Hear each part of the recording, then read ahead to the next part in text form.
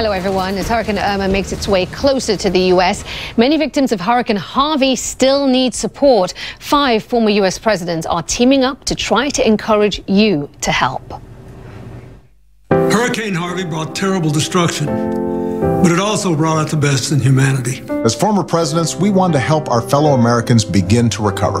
Our friends in Texas, including Presidents Bush 41 and 43, are doing just that. People are hurting down here. But as one Texan put it, we've got more love in Texas than water. We love you, Texas. Donate to oneamericaappeal.org. We are all in this together. Thank you. Thank you. Thank you. Thank you. Thank you. Lots of people doing what they can to help. Another group already doing its part, helping victims of both storms, is ShelterBox, an international disaster charity. They provide temporary shelter and other critical supplies to displaced families. Joining me now here in the studio is the president of this organization, Kerry Murray. Kerry, we have had you on many times before. We had you on for Harvey a couple of days ago.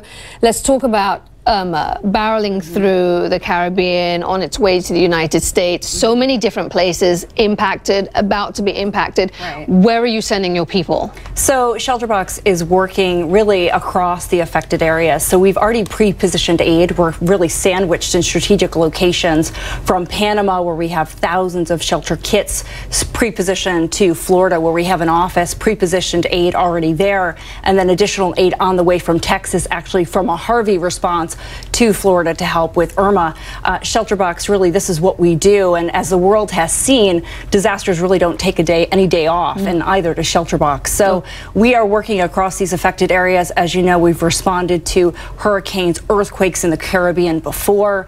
We've responded in the U.S., obviously, most recently as Harvey, and so we stand really ready to go in and pre-position and bring in the aid that's most needed. And to that point about what is most needed, it will be different, right, between the Caribbean and the United States? Yeah, so at Harvey, I was working at the largest evacuation center. It really surged to about 10,000 people. We were bringing in what's called a shelter in a shelter to provide privacy in a congregated setting. So to meet the urgent health needs, so providing little clinic stations, lactation stations for nursing mothers, to really places to just bring privacy back to people who are elderly families that are in some of these centers.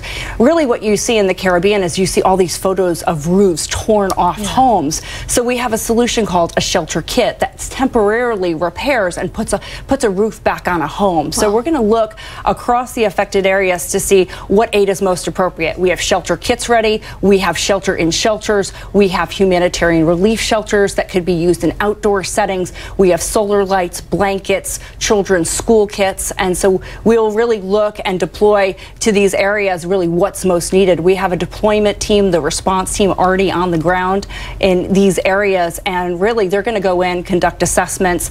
Right now a lot of the airports are closed in the Caribbean, so if we need to move things in from Panama by a boat to the Caribbean, we'll do that. In Florida, we already have things in Central Florida ready to pre-position to some of those shelters popping up in Miami-Dade. Well, Kerry, we thank you for coming in to share your preparations, and we thank you for all the work you're doing. All these affected areas need you right now and all that you provide, so thank you. Thanks so much, Good Aisha. luck.